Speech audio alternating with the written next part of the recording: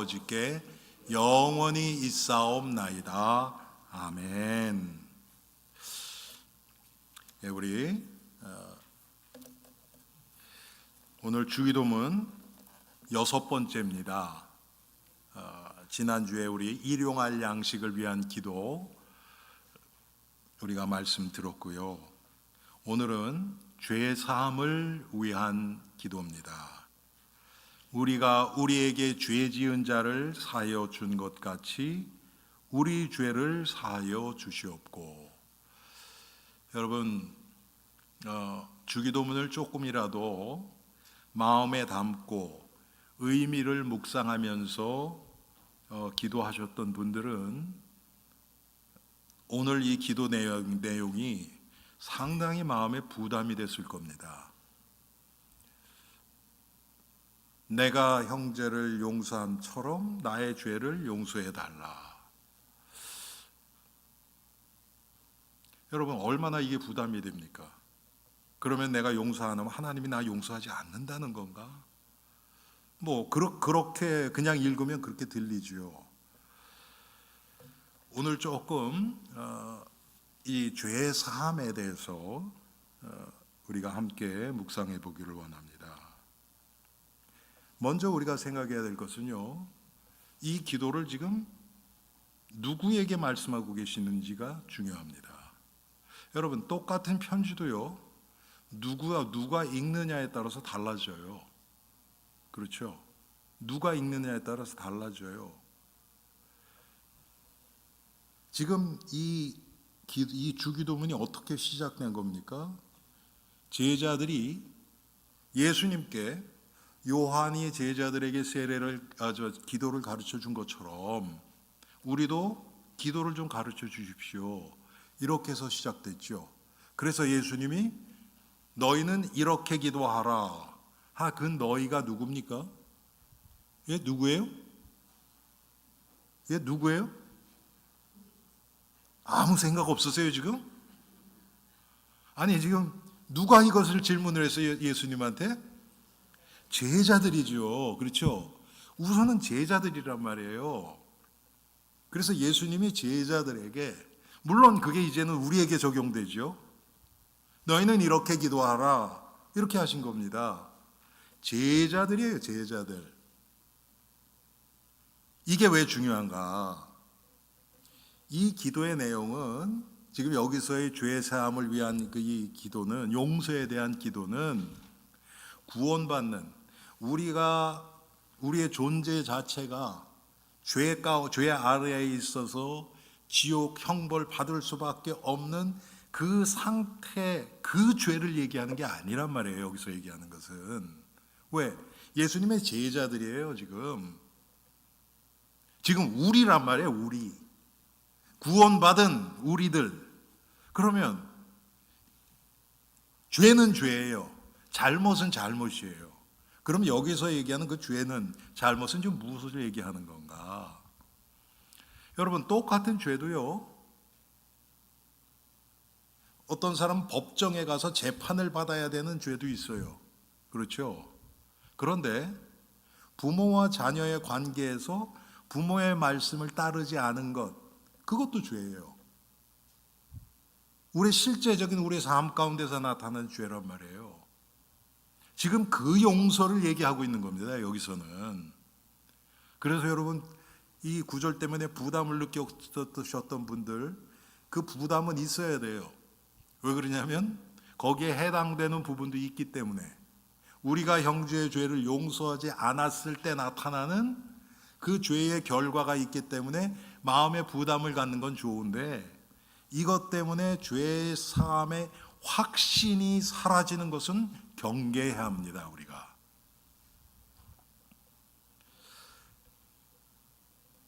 이 기도는 여러분, 우리 주기도문 보면서 첫 번째가 뭐였어요? 하늘에 계신 우리 아버지요 그랬잖아요. 그렇죠? 아버지께 하는 기도란 말이에요. 아버지께. 우리를 지옥으로 보내려고 그러는 그 하나님이 아니고, 우리를 사랑하셔서 자신의 독생자 외아들을 우리에게 내어주신 그 사랑의 하나님 앞에 드리는 기도예요, 이게. 그 관점에서 봤을 때는 죄의 형벌을 쪽보다는 하나님의 용서와 사랑에 초점을 맞추는 것이 맞습니다. 그렇죠. 아버지께 드리는 기도이기 때문에. 여러분, 자녀가 아버지한테 뭘 잘못했어요. 아버지한테 가서 아버지 내가 이렇게 잘못했습니다. 용서해 주세요. 그럴 때 아버지 내가 이렇게 잘못했습니다. 그래서 나를 고소하셔서 감옥에 가게 하세요. 여러분, 그건 말이 안 되잖아요. 그렇죠? 지금 이게 혼돈되면 그런 결과가 나타난단 말이에요. 그리고 그것을 마귀는 우리를 이용해서 이 구절은 부담되는 걸로 그렇게 생각하든지 아니면 이 내용 자체를 왜곡시켜서 나에게 마음의 부담이 안 되게 하려고 하든지 이렇게 나타나 버린단 말이에요. 이 구절에 대한 많은 오해들이 있습니다, 여러분. 어떤 사람들은요,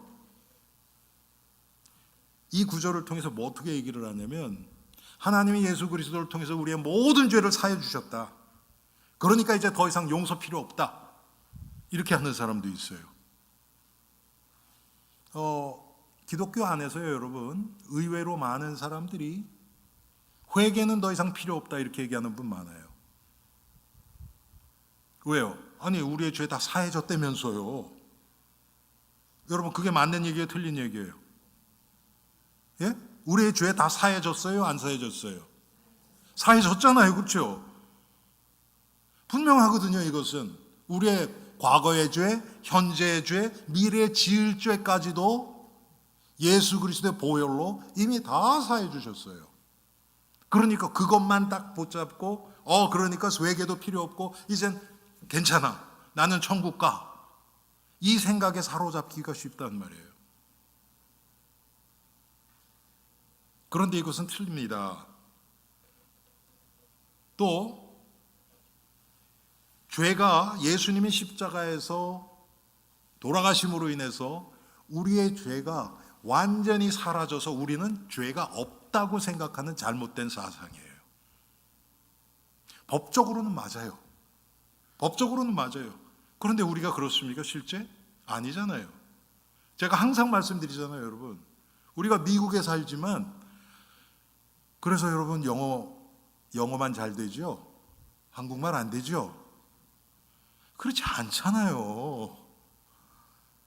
법적인 것과 실제적인 것은 그 차이가 있습니다. 그런데 보편적으로 보면 미국에 오래 살고 미국에 적응하면 할수록 언어가 느는 것은 사실이에요. 맞잖아요, 여러분. 변화가 되어 간단 말이에요. 자, 법적으로는 우리가 죄가 없어요. 법적으로는. 그런데 실제로는 많이 남아있어요. 거의 대부분의 죄가 그대로 남아있어요. 죄성이 남아있는 거죠. 죄에 대한 책임이 남아있는 게 아니에요. 죄성이 남아있어요. 죄의 성질, 나를 죄로 이끌어가는 그 성질이 남아있어요. 그런데 우리가 그리스도 안에서 예수님과 계속 교제하면서 예수 그리스도로서처럼 점점 성화가 되어가면서 죄와 점점 상관이 없는 사람으로 변화되어 간단 말이에요. 이걸 성화의 구원이라고 얘기를 하죠. 또 어떤 사람은 그래요. 하나님은 이 성부 하나님, 우리는 다른 사람 용서 못해. 우리는 못해. 그렇지만 하나님은 우리를 용서하셔. 그렇게 있어요. 여러분, 너무 그럴듯하지 않아요? 우리도 좀 그랬으면 좋겠어요. 그렇죠? 아니, 난 용서 못해도 하나님은 나 다 용서하셔. 그러니까 난 용서 안 해도 돼. 이렇게까지 나오는 거예요. 이것도 잘못된 거죠. 맞아요. 우리는 못해요. 결론적으로 우리는 다른 사람의 죄를 용서 못해요. 그런데 하나님이 우리 안에 성령을 통해서 그걸 하시겠대요. 하시겠대요. 그러면 우리는 하나님이 하실 수 있도록 나 자신을 내어드리고 순종하고 복종하면서 따라가는 게 성도가 마땅히 취해야 될 자세죠. 그런데 이것조차도 안 하겠다는 거예요. 여러분, 이렇게 잘못된 그런 사상들이 기독교 역사에서 계속 있어 왔습니다. 그래서 오늘 여러분들하고 함께 이 하나님의 용서와 죄사함, 죄 씻음, 우리를 향한 그것과 우리의 삶이 어떻게 연결이 되고 하나님의 용서가 나의 삶 가운데 어떻게 나타나져야 되는지, 이것을 함께 묵상해 보기를 원합니다. 먼저 성경이 말하는 인간의 죄와 죄에 대한 하나님의 용서가 나와요. 자, 성경은 분명히 얘기합니다. 모든 인간은 죄인으로 태어나서 죄를 계속 범할 수밖에 없는 그런 본질을 가지고 태어났어요. 그게 우리예요. 그래서 우리 장로교회 시작이 된 요한 칼빈 그 목사님은 인간은 우상을 만드는 공장이다 그랬어요. 그냥 죄도 아니고 모든 것을 통해서 우리는 우상을 만들어내는 아주 놀라운 기술을 가지고 있어요. 뭐가 안 되면 안 되는 대로, 잘 되면 잘 되는 대로 모든 것을 다 우상으로 만들어요.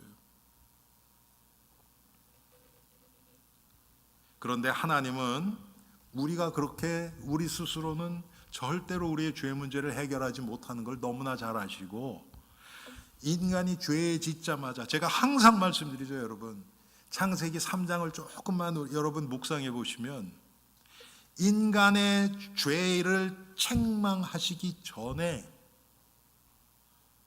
인간에게 너 왜 이렇게 했느냐, 여러분 아담에게 네가 왜 이걸 먹었느냐 질문하셨잖아요. 그것 전에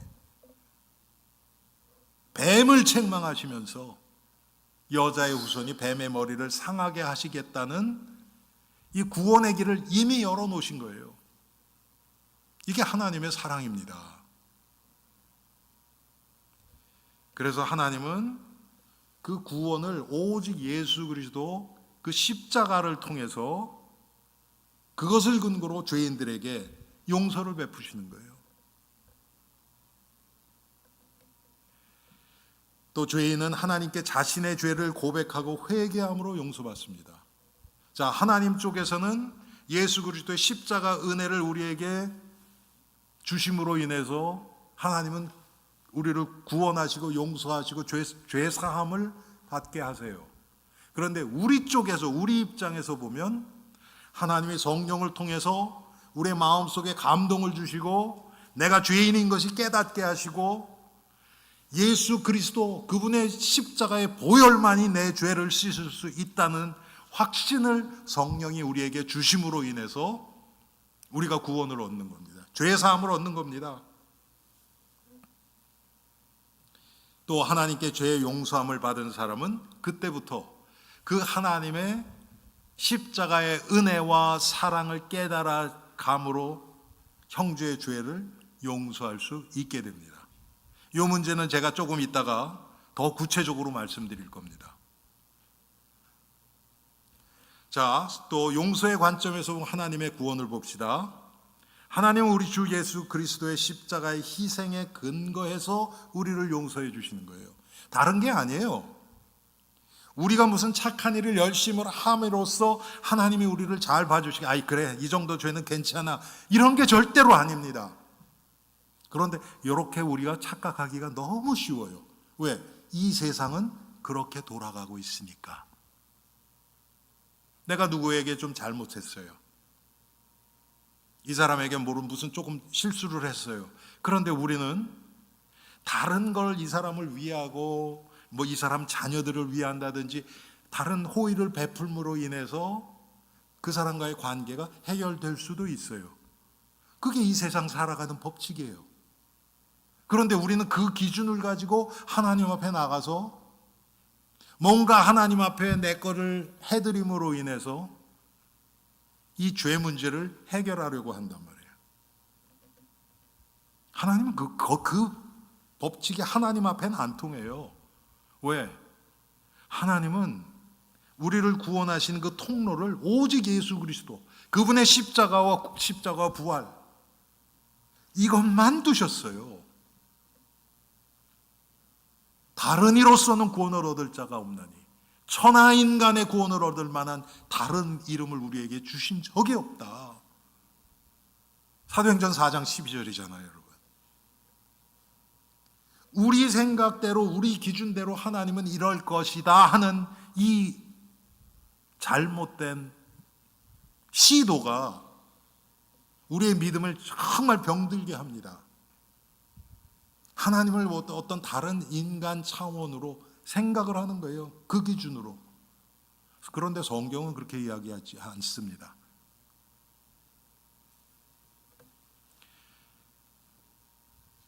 하나님은 처음부터 우리를 하나님의 형상대로 서로를 위하고 감싸고 용서하는 그런 형상대로, 하나님의 형상대로 우리를 창조하셨어요.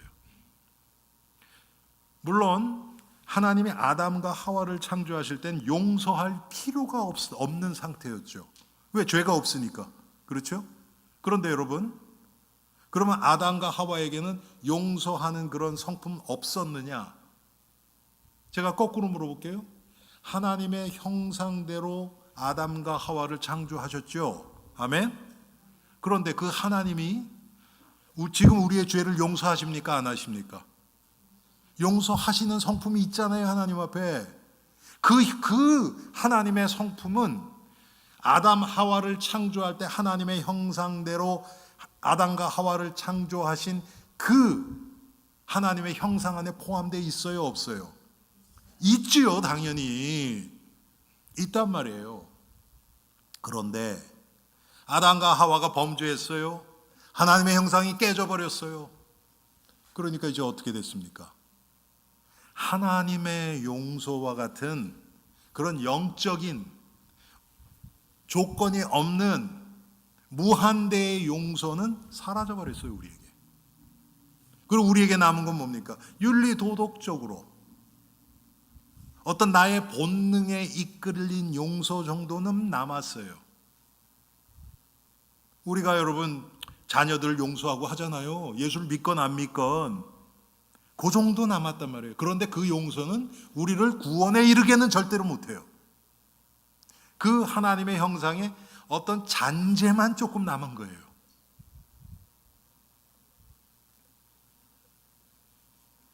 그래서 남을 진심으로 용서를 못해요. 진심으로 했는데도 이 사람이 나중에 또 쓱 돌이켜가지고 그 은혜를 모르고 나를 아주 모른 척하고 이렇게 되면 과거에 했던 용서가 어떻게 돼요, 여러분? 그대로 남아있어요? 아니죠. 증오로 바뀌어요. 이게 내가 이렇게까지 해줬는데, 우리 그러잖아요, 여러분. 우리 안에 있는 용서는 그래서 완전한 게 아니에요. 완전한 게 아니에요.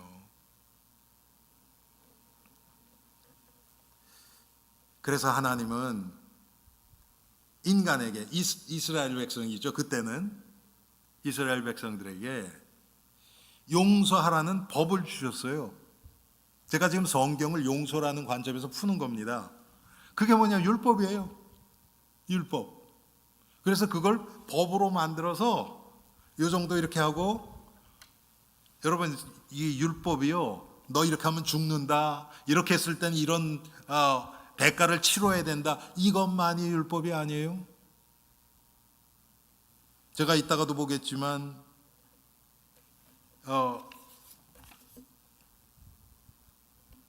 신명기에 보면요, 15장에, 신명기는 여러분 모세오경 율법이잖아요, 그렇죠?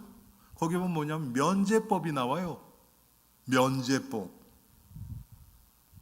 7년마다 종으로 팔린 사람들, 또 돈을 꾼 사람들, 뭐 이런 사람들 있죠. 다 면제해줘야 돼요. 이것도 율법이에요. 그런 법을, 용서하는 법을 이스라엘 백성들에게 주신 거예요. 그런데 그 법을 가지고는 구원은 못 받아요. 이스라엘 그 사회, 그 민족과 국가지요. 그 국가가 돌아가는 그 법률적인 면으로는 그게 됐어요.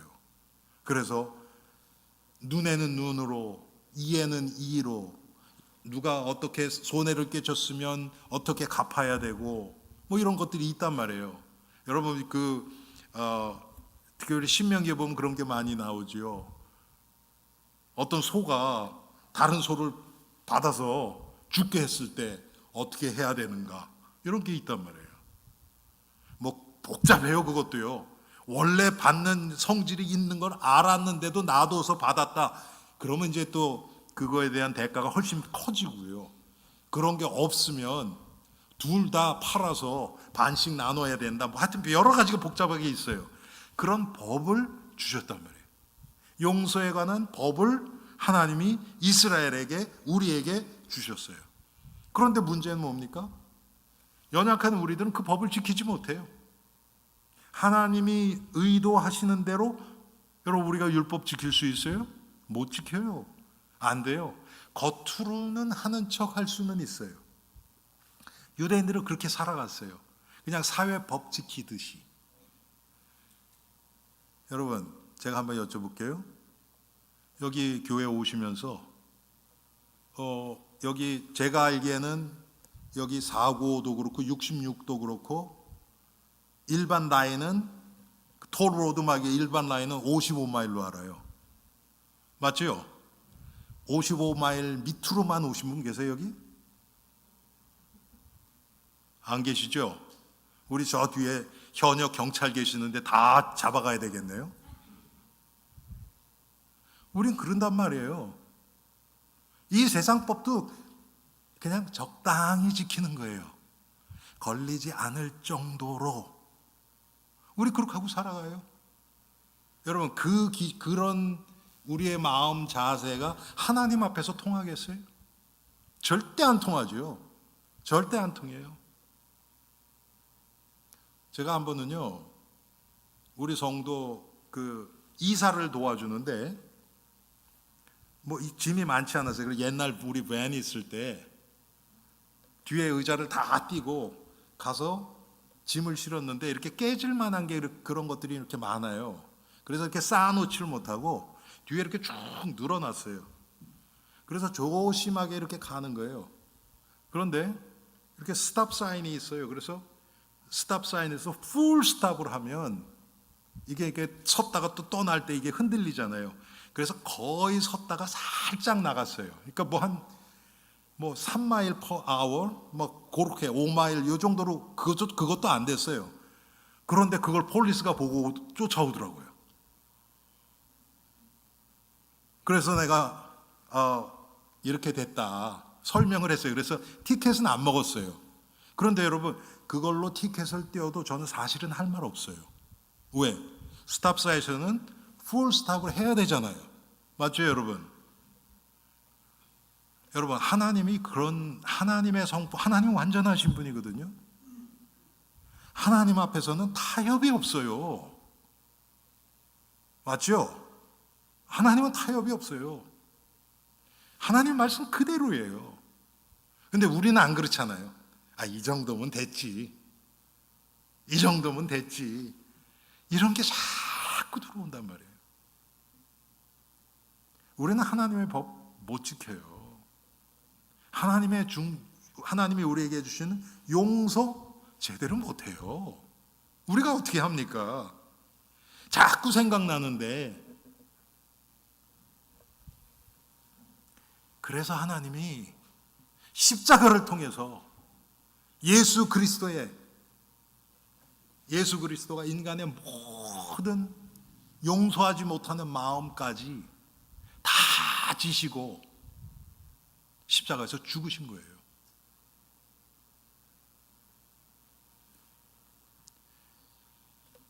이제 우리가 그리스도 안에 들어갈 때 참 용서가 되어져요. 우리 스스로는 안 돼요.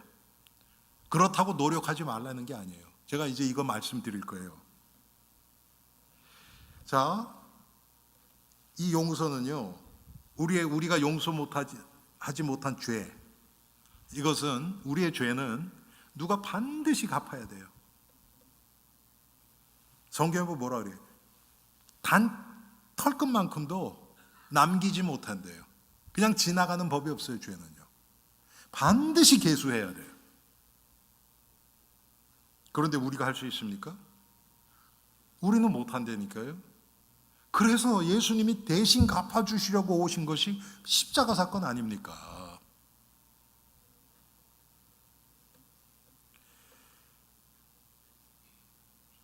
우리가 잘 아는 요한일서 1장 9절에 뭐라고 그럽니까?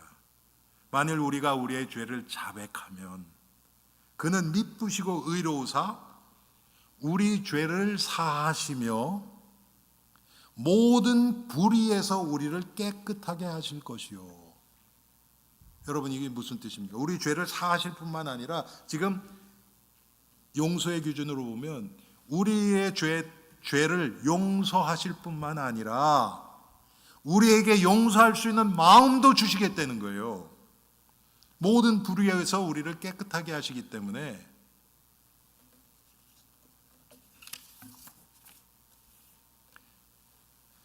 그러면 우리가 우리에게 죄 지은 자를 사여 준 것 같이 우리 죄를 사여 주옵시고, 이게 무슨 뜻입니까? 먼저는요, 인간의 용서는 모든, 우리에게서 만약에 조금이라도 좋은 것이 나왔다, 그것은 하나님으로부터 온 겁니다.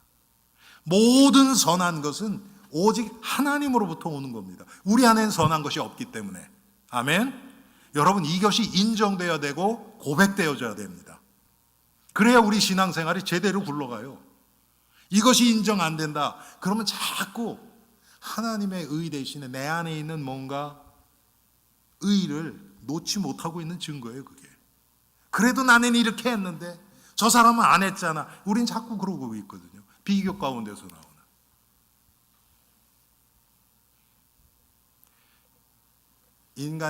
인간이 우리가 다른 사람을 용서할 수 있는 것은 하나님이 십자가를 통해서 보여주신 그 하나님의 은혜, 사랑, 죄의 용서가 우리에게 반영돼 비춰진 것뿐이에요.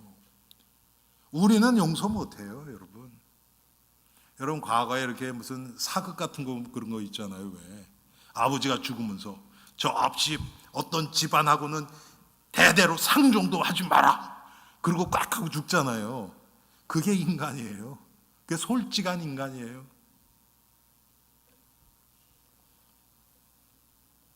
이 기도는 용서받은 자의 간구기 때문에, 아까 말씀드렸죠, 이 제자들에게, 이미 죄사함을 받은 제자들에게 주는 기도란 말이에요. 이게 우리의 형제의 죄를 용서해 주는 조건으로 우리 죄를 용서해 주겠다는 그 의미가 절대로 아닙니다, 여러분. 그래서 예수님이 그러셨죠. 십자가를 지시기 전에 제자들의 발을 씻겨줘요. 그랬더니 베드로가 뭐라 그래요? 내 발을 씻기지 못합니다. 내가 어떻게 선생님이 내 발을 씻을 수 있습니까? 그랬더니 예수님이 그래요. 내가 네 발 씻기지 않아도 너하고 나하고 아무 상관없어.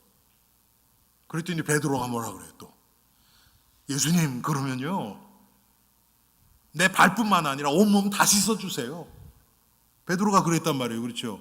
그때 예수님 뭐라 그럽니까? 아니다, 목욕한 자는 발만 씻으면 된다 그러잖아요. 그렇죠? 그 목욕, 그러니까 쉽게 얘기하면 목욕이라는 것을 우리의 구원이라고 생각을 한다면, 발을 씻는 것은 우리의 살아가면서 우리의 삶 가운데서 우리가 넘어지고 죄 가운데 빠진 그 하나님과의 관계를 회복하는 것이란 말이에요.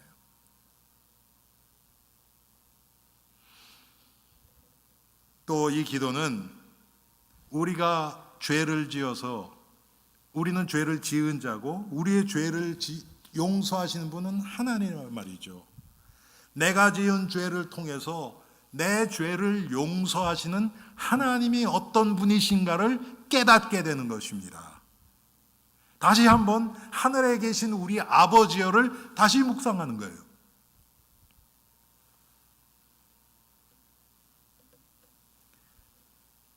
또 하나님으로부터 용서의 필요성을 절감하는 자는 이웃에 대한 용서를 결코 외면하지 않게 돼요.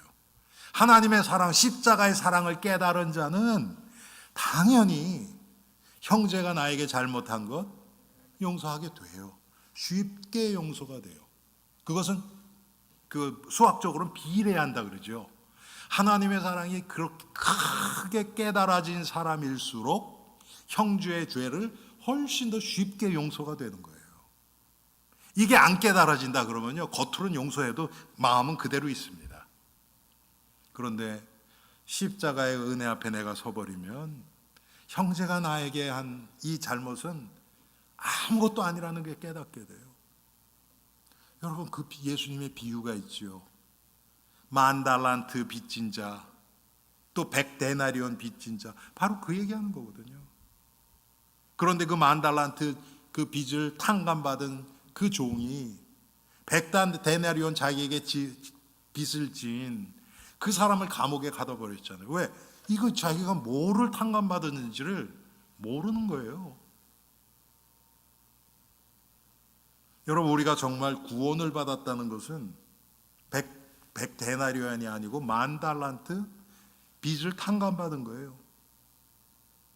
이게 진짜로 믿어진다 그러면 100데나리온은 아무것도 아니라는 것이 깨달아져요.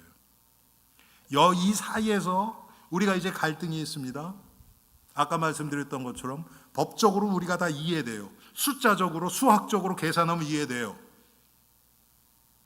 우리의 영원한 형벌, 이것을 예수님이 십자가에서 나 대신에 죽으셨어요.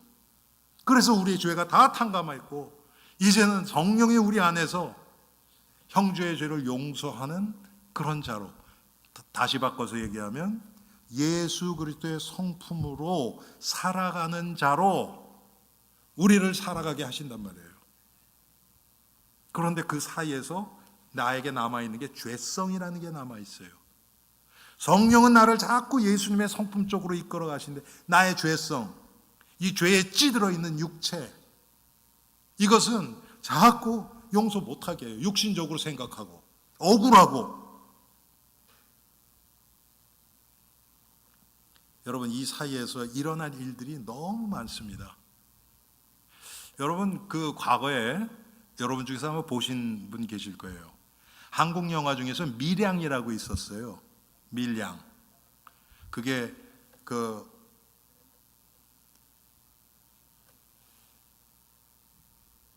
자기 자녀를 죽였나요? 지금 저도 기억이 안 나는데 그 여자 주인공이 전도연인가 그랬던 여자예요. 그런데 누가 가족을 죽였어요. 그래가지고 막 증오에 있다 이 여자가 예수를 믿게 됐어요. 예수를 믿게 돼가지고 너무 기쁜 거예요. 이 하나님이 내 죄를 사하셨다는 그게 너무 기쁜 거예요. 그래서 이 사람이 괴롭지만 기도하다가 살인범이죠. 그 사람을 용서하기로 작정을 했어요. 그래서 기도하면서, 그리고서 이제 그 사람에 대한 미움 이런 것들이 다 사라진 거예요. 얼마나 기쁩니까? 그래서 이 사람을 내가 가서 이 사람에게 내가 당신은 이제 용서한다고 얘기해 줘야 되겠다. 그래서 가서 감옥을 찾아갔어요. 그래서 내가 이렇게 예수를 믿게 돼서 당신을 용서하기로 했습니다. 그럼 이 사람은 뭐 기대했을까요? 어떻게 나 같은 사람을 용서합니까? 그러면서 막 눈물 흘리면서 막 그래야 되잖아요, 원래는. 근데 그 사람이 뭐라 그러냐면 아무 변화도 없이 나도 예수 믿어서 내 죄가 하나님 앞에서 사함 받았습니다. 그랬더니 이 여자가 갑자기 맥이 쭉 빠지는 거예요. 아니, 내가 용서해 주려고 그랬는데 자기는 하나님 앞에서 용서받았고 당신 용서가 더 이상 필요 없다고 얘기를 하는 거예요. 뭔가 이상하잖아요, 여러분. 영화가 그런 내용이었거든요. 오늘 내용하고요 너무 이게 맞아요. 왜 그러냐면 그 살인범도 잘못된 속죄관을 가지고 있는 거예요. 죄 시스템에 대해서 잘못된 것을 가지고 있는 거예요. 여러분, 죄는 먼저 하나님 앞에 짓는 겁니다. 그리고 사람에게도 있는 거예요. 지금 이 살인범은 그런 거예요. 하나님 앞에 하나님이 살인하지 말라 그랬기 때문에 하나님께 죄를 지은 거예요, 먼저. 그리고 그 가족을 해쳤기 때문에 그 가족에게도, 물론 죽은 그 당사자에게도 그렇지만 가족에게도 상처를 줬잖아요. 그러면 그것도 회개를 해야 돼요. 그 사람 앞에 사죄를 해야 돼요. 그런데 나는 하나님 앞에서 용서받았기 때문에 이제 인간에게는 용서받을 필요 없습니다. 이것은 절대 잘못된 겁니다, 여러분. 그런데 이런 세상 말로 얌체들이 있어요. 그렇지 않습니다, 절대로. 그리고 이 사람도 마찬가지예요. 용서하겠다고 한 사람도 마찬가지예요. 하나님 앞에서 했으면 끝이에요. 이 사람의 반응하고 상관없이. 왜 그러냐? 자기가 용서하기로 마음을 먹었을 때 분명히 이 사람이 그 살인범에 대한 미움과 증오에서 해방됐거든요. 맞지 않아요? 그렇죠? 그러면 그것을 끝이어야 돼요. 이 사람의 반응 때문에 그게 돌아가고, 이건 잘못된 거란 말이죠. 물론 쉬운 얘기는 아니에요. 그런데 우리는 하나님 앞에서 용서하는 거예요. 형제를 용서해도 내가 용서하는 게 아닙니다. 나는 용서 못하는 존재예요.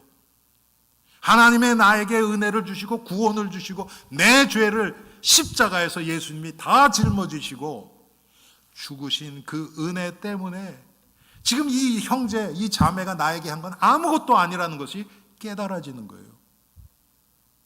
그리고 나는 계속 전진해 나가는 거예요. 이 사람하고 상관없이.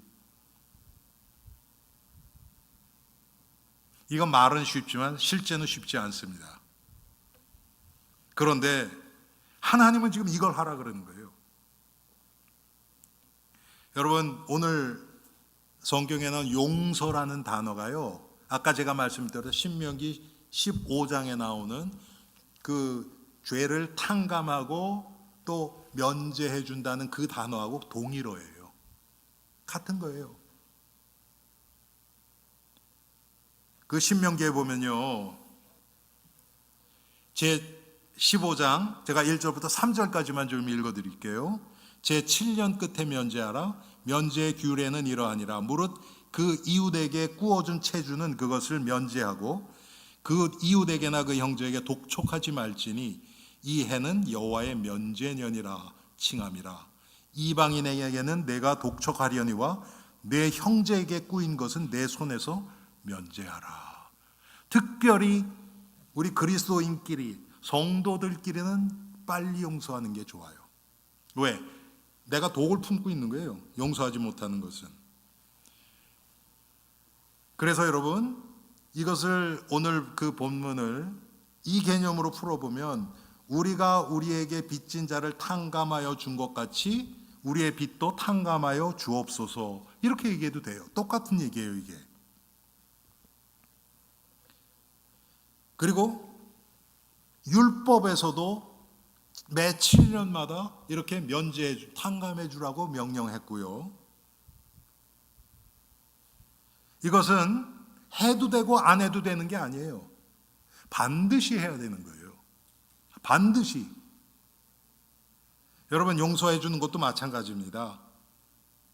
성경에서 이건 명령하고 있는 거예요.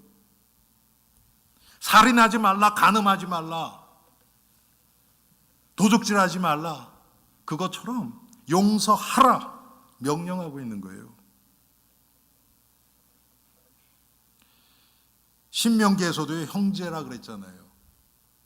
유대인 동족들 똑같이 우리 주기도문에서는 우리에게 죄 지은 자를 사하여 준 것 같이, 우리예요. 이 그리스도 안에서 지금 이걸 얘기를 하고 있는 겁니다. 여러분, 항상 이 성경은요, 먼저 이 그리스도 안에서를 더 중요시해요. 갈라디아서 6장에서도요, 먼저 믿음의 가족들에게, 구제도 믿음의 가족들에게 먼저 하래요. 그리고 그게 안 보이는, 구제는 하나님이 구제하라고 제물을 주셨는데, 저도 그러거든요. 우리 성도들, 우리 교회도 지금 구제연금을 지금 들어오기도 하고 또 구제도 하고 있지만, 먼저 우리 교회 안에 구제해야 될 자가 누가 있는가 먼저 보고 그 다음에 또 받게도 해요. 그게 없을 때 받게를 먼저 해요. 이게 성경에서 가르침입니다. 우리끼리 먼저, 사랑도 마찬가지예요. 너희가 서로 사랑하라. 예수님 말씀하셨죠. 그러면 이 세상 사람들이 너희가 내 제자인 줄 알리라. 우리끼리도 사랑하지 못하고 뭐 밖에 나가서 사랑한다, 구제한다, 하나님이 그건 기뻐하시는 게 아니에요.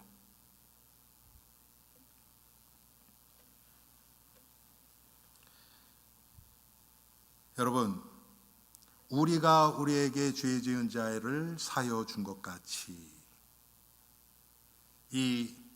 오늘 이 말씀을 우리가 함께 나눴는데 이 죄 사함의 근거가 십자가의 은혜에서부터 나오고요. 또 이 형제를, 그리스도 안에 있는 형제를 서로 용서하는 이게 때로는 쉽지 않을 때가 많아요. 또 그리스도 밖에 있는데 하나님의 나에게 용서하라는 그 음성이 계속 들려와요. 그럼 그리스도 밖에 있는 사람 용서하지 말라는 얘기냐? 그건 아니에요, 여러분. 절대로. 우리 한국 기독교에 여러분 전설처럼 남아 계신 손양원 목사님 같은 경우 1948년도인가요? 여순 반란 사건이 일어났을 때 그 지역이 이 공산주의자들이 완전히 다 장악을 해버렸죠. 그런데 손양원 목사님 아들 둘이, 동신이와 동희인가 하여튼 그 아들 둘이 정말 믿음이 좋은 형제들이었어요. 그래서 다니는 고등학교에 기독교 그 클럽 회장, 부회장이었어요. 형이 회장이고 동생이 부회장. 여러분, 공산주의자들은 들어오면 먼저 기독교인들부터 탄압하고 죽입니다. 그래서 그 폭도로 바뀐 학생들이죠. 그 학생들이 이 형제를 잡아간 거예요. 그래서 죽였어요. 조금 있다가 이제 국군이 진압해서 6.25 전쟁 전이지만 그 반란군들을 다 진압을 했어요. 그런데 손양원 목사님이 그 진압군을 찾아가서 그 자기 아들 둘을 죽인 그 주동자를 풀어달라고 강청을 한 거예요. 결국 어떻게 됐습니까? 그 아들을 양자로 삼았어요. 그래서 나중에 그분이 나중에 목사가 됐어요. 여러분, 그게 가능한 일입니까? 손양원 목사님은 그럼 처음부터 아무런 갈등도 없이 내가 탁 용서하겠다 그러니까 그 다음부터 갈등 없었을까요? 굉장히 많았으리라고 저는 확신합니다. 제가 그 죽은 그 형제의 여동생, 그러니까 손양원 목사님의 딸 간증을 들었어요. 나중에 권사님이 되셨는데 지금은 돌아가셨겠죠? 양 오빠가 됐는데 양 오빠가 자기 친오빠 둘을 죽인 사람이에요. 너무 싫었대요, 자기는. 여러분, 그게 인간의 갈등이 있습니다, 이렇게. 제가 여러분하고 또 마지막으로 좀 나누고 싶은 얘기가요. 네덜란드의 그 부흥사, 유명한 여부흥사였는데 코리 텐 붐이라고 여러분 들어보신 분 아실 거예요. 그분이 2차 세계대전 때 자기 집에 유대인들을 숨겨줬어요. 유대인들. 여러분, 그때 나치가 유대인들을 수백만을 학살을 했잖아요. 그래서 유대인 사람들을 자기 집에 숨겨줬어요. 그 숨겨준 게 발각이 돼서 이 코리 텐 붐 여사와 그 가족들이 이 독일의 수용소에 갇혀서 온갖 학대를 다 받았고요. 또 그 가족 중에 일부는 목숨까지 잃었어요. 이 코리 텐 붐 여사의 언니는 죽었어요, 거기서요. 전쟁이 끝났어요. 그런데 이 여사 마음속에 그 독일인에 대한 그 마음이 자꾸 하나님이 주시는 거예요. 그들에게도 가서 복음을 전해라. 여러분 얼마나 싫었겠습니까? 우리 한국의 조용기 목사님도 처음에 그러셨다 그러더라고요. 일본에 가서 복음 전하라 그랬는데 자기는 진짜 싫다 그랬대요. 여러분 그 세대는 그랬잖아요. 그렇죠? 일제시대 그걸 그대로 당하신 분이니까. 근데 하나님이 자꾸 강권해서 가게 하셨다 그러시더라고요. 여러분 요나도 똑같잖아요. 그래서 이 사람이 가서 복음을 전했는데 무슨 복음을 전했느냐? 용서의 복음. 거기에 많은 독일 사람들의 마음이 열렸어요. 그래서 예수를 믿고 막 돌아오는 거예요. 그런데 어느 날 복음을 다 전하고 사람들을 위해서 기도해주고 막 그랬는데 어떤 사람이 찾아와서 자기한테 인사를 하는데 자기 자신과 가족들을 그렇게 학대했던 그 독일 군사, 그 사람이 예수를 믿고 찾아온 거예요. 여러분 이게 아까 제가 말씀드린 미래항이랑 너무 비슷해가 흘러가죠. 그런데 이 사람 마음이 완전히 딱 굳어버린 거예요. 안 그렇겠습니까? 뭐 그냥 좀 좋게 얘기하면 그냥 이렇게 다 활짝 웃는 눈으로 네, 형제님 내가 당신도 용서했습니다. 하나님의 사랑이 이렇게 큽니다. 그러고 딱 끝났으면 좋겠는데 여러분 인간이 그렇습니까? 그렇지 않죠. 그래서 마음속에 막 온몸이 부들부들 떨리고 그렇게 하는데 하나님이 이 사람도 용서해라. 자꾸 강하게 말씀을 하시는 거예요. 그래서 자기는 너무 괴롭지만 이 형제의 손을 붙잡고 내가 당신을 용서하기 원합니다. 이렇게 기도하는데 그때 성령이 역사하신 거예요. 여러분, 때로는 우리가 하나님의 큰 사랑이 깨달아져서 형제자매를 용서하기도 합니다. 그런데 내가 하기 싫어도 억지로라도 하나님 앞에서 내가 이 사람을 용서하기 원합니다. 정말 애쓰지 않으면 이거 안 생겨요. 그런 마음 생기면 할게요. 그 얘기는 안 하겠다는 얘기입니다. 맞죠 여러분? 이거는 우리가 그렇게 우리 마음 써서 생겨날 수 있는 용서가 아니니까. 그리고 용서는 하나님의 뜻이니까. 하나님 나는 싫지만 죽기보다 싫지만 내가 하나님의 뜻이니까 내가 하기 원합니다. 그런 마음 갖고 기도부터 하는 거예요.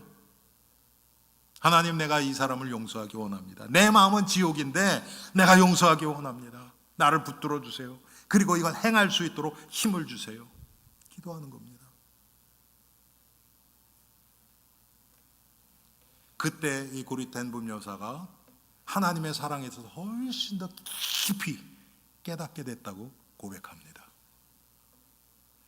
사랑하는 성도님들, 성경의 기준은 이렇습니다. 마태복음 5장 23절 24절에 그러므로 예물을 제단에 드리려다가 거기서 내 형제에게 원망 들을 만한 일이 있는 것이 생각나거든 예물을 제단 앞에 두고 먼저 가서 형제와 화목하고 그 후에 와서 예물을 드리라.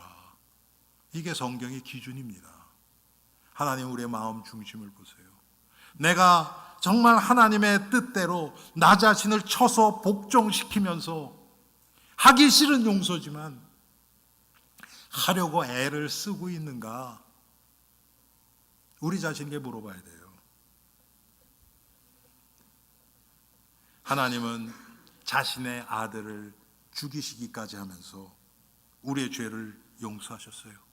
여러분 하나님이 그런 지금 우리 표현으로 하면 막 하고 싶은 마음이 생겨서 그렇게 했겠습니까? 아들을 희생해야 되는데 그렇지 않잖아요. 예수님도 하나님이신 예수님이 우리를 구원하시고 우리 죄를 씻어주시기 위해서 육신을 입고 이 땅에 오시고 십자가에서 아무 자기 스스로를 변호하지 않고 죽어주셨습니다. 온갖 조롱과 핍박 다 받으시고